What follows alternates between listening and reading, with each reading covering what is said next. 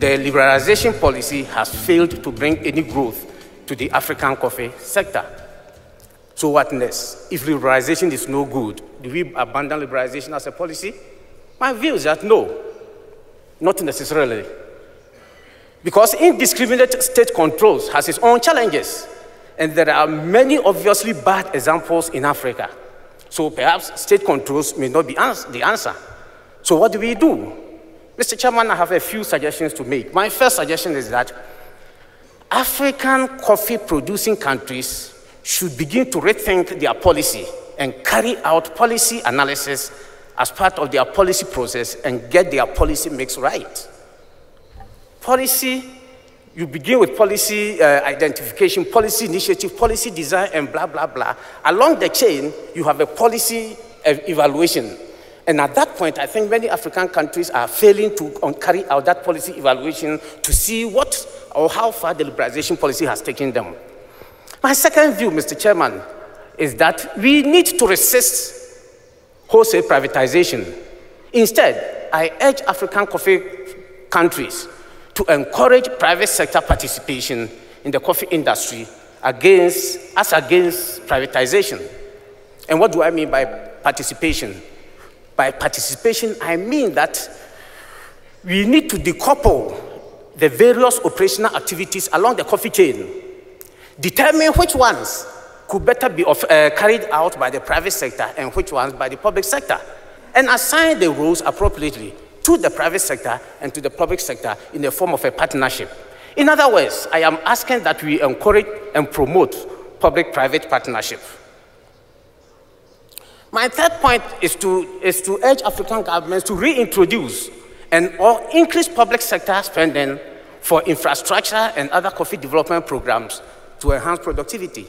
Indeed, we are already seeing the positive impacts of the renewed public sector investment in coffee industry in Kenya, in Uganda, and in Tanzania, among other countries.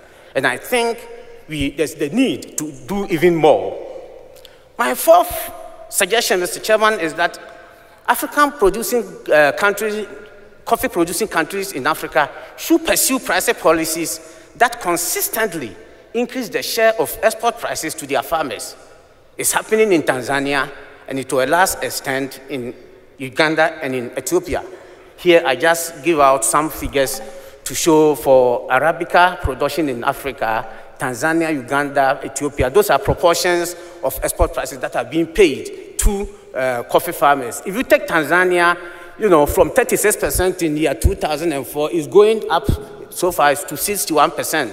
Uganda started well at 68%. It seems to be going down a little bit. We need to jack it up. Ethiopia was at 94%. It came down, and I think we need to work on that as well.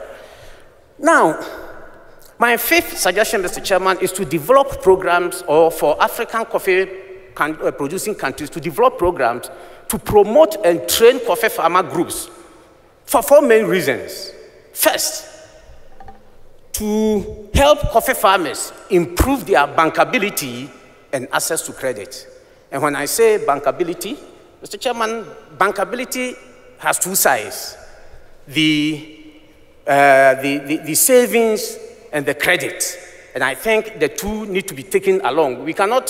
Credit cannot happen when there's no savings. So as we try to find ways of making finance available to farmers, we must also find ways of ensuring that we create the savings habit among our farmers. Second, to help farmers improve their access to information and market. And that is quite important. If you're a player in the market, you need information in order to stay in that market. Otherwise, you get extinct. Third, to strengthen the bargaining power of our coffee farmers. And fourth, to use the farmer groups as entry points for technology transfer.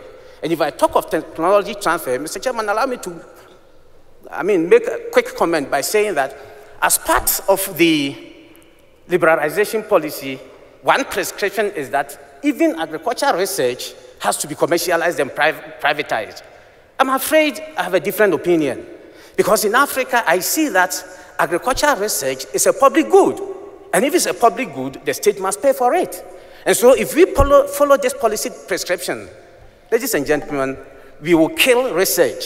And when we kill research, efforts at development in Africa will be compromised. So I think we can forget about that policy prescription and instead put more money in generating the technologies for our farmers.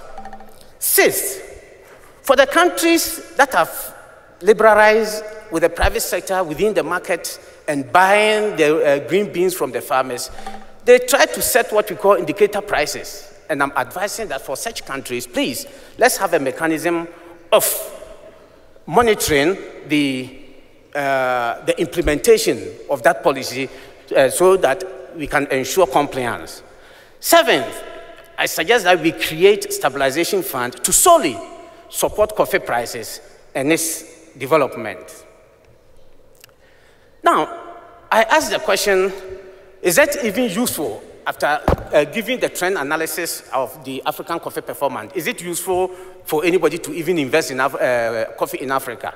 And I think my answer to that is that yes.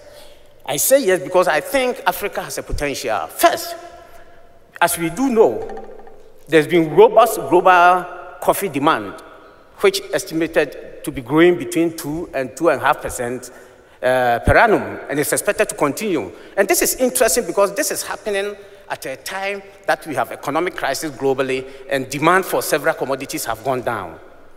In Africa, practically all governments are reporting that their tourism industry is growing. I'm yet to hear any African government which is complaining about tourism, which therefore tells me that there's a booming tourism industry in Africa. Again, Africa seems to have a relatively better GDP growth performance than even the developed world. And I think with these two factors, it creates market opportunities for coffee consumption in Africa. I'm seeing my yellow light. I think as demand for coffee grows, this is the time for Africa to begin to strategize, to provide the growing coffee needs. We cannot continue to sit down and do things as usual. Africa has huge suitable lands for coffee production at competitive prices and abundant labor at competitive costs. These together, Mr. Chairman, I think are important factors and good factors that should motivate investors to be paying attention to African coffee in the medium to long term. Thank you. Merci.